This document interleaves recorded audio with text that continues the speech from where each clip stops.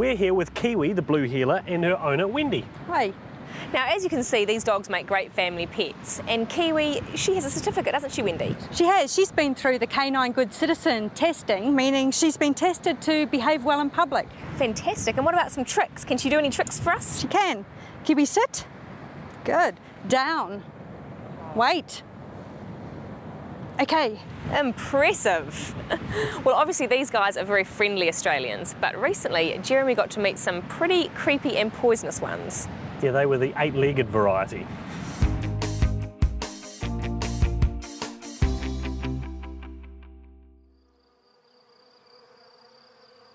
More people are afraid of spiders than any other animal in the world, but it's not fully understood why. Spiders live in every country in the world, and there are over 40,000 recorded species. Many large and venomous spiders live in Australia. In New Zealand, pretty much all the spider species are harmless. Here in Queensland, Australia, however, it's quite a different matter. They have a big range of spiders, including the most dangerous in the world. I'm heading out to see some in the wild with the help of Dr. Robert Raven, who works in the Queensland Museum. How are you? Good. Good. Now, you are Eastern Australia's leading expert on spiders, is that right? Yep. But I hear you used to have a phobia of spiders. I still do. It's pretty much under control. Oh, oh, that's good. Okay, now, you're able to show us some in the wild, are you? Absolutely. Let's see what we can find, Awesome. shall we? Okay. Great.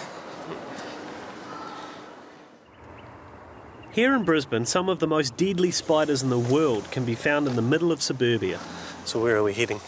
We're going down the bank here, a little bit rough and slippery. Well, this should be quite good here. Aha! Oh, big one. Hello. Mother. Boy, that's a big spider. Take about 10 or 15 minutes to dig her up, though.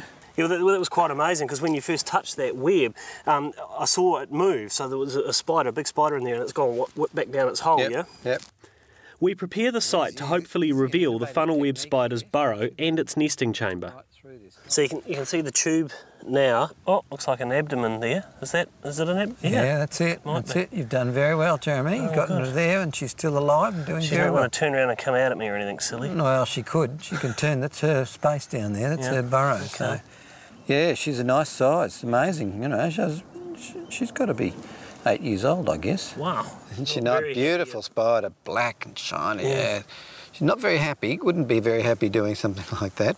But she's in very good nick. You did a very good job, Jeremy, digging her up like that. It's quite nuts to think that I am literally a set of tweezers length away from probably the world's most deadly spider. It's they do look ominous when they do that. And those fangs, you know, I mean, they can get up to 1 centimetre in length. I mean, that's probably about 1/2 centimetre, but they can penetrate quite deeply and hurt very badly, yes. In the last 100 years, there have been 13 fatalities due to spider bites, most of which were children or elderly people. Given that many Australians live happily in very close proximity to these arachnoids, they actually pose very little threat to humans in everyday life, unless they are disturbed or feel threatened. In fact, your toaster is probably more dangerous to you than a spider. These are classic spiders for getting very angry and very upset easily and easily disturbed. I mean, they're living in a little dark chamber at the end of a 25, 30 centimetre long tube for all their life. Yeah. You know, and we bring them out into the big wild blue yonder, and you know, everything going on around us, and very bright lights and bumping and stirring. It's very easy to get to make you grubby, wouldn't it? Absolutely, yeah. And there's the web. It's quite delicate and soft. Well, it's very sort of fine, silky paper, almost. Yeah. An 8-year-old funnel web like this is such a rarity, Dr. Raven will take her back to his lab for further study before returning her to the wild in a couple of months. Well, I found it quite surprising, if not a little disconcerting, that in the middle of suburbia you can walk 10 minutes down sort of a rough bank, have a scratch around and find the world's most venomous spider. Maybe, Jeremy, but this is a little different to the one that we've just seen. Not quite as dangerous as a funnel web.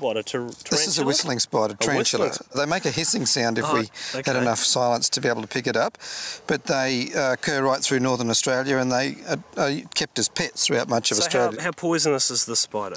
Kill a dog or a cat in about 15 or 20 minutes, just the opposite of the funnel web.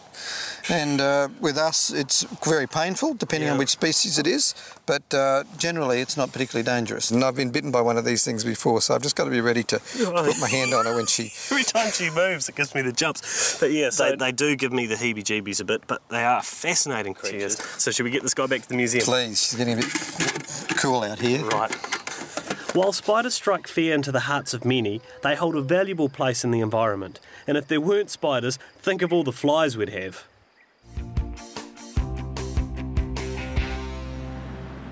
Well, thanks to Dr. Robert Raven for showing me those amazing little Aussie arachnids.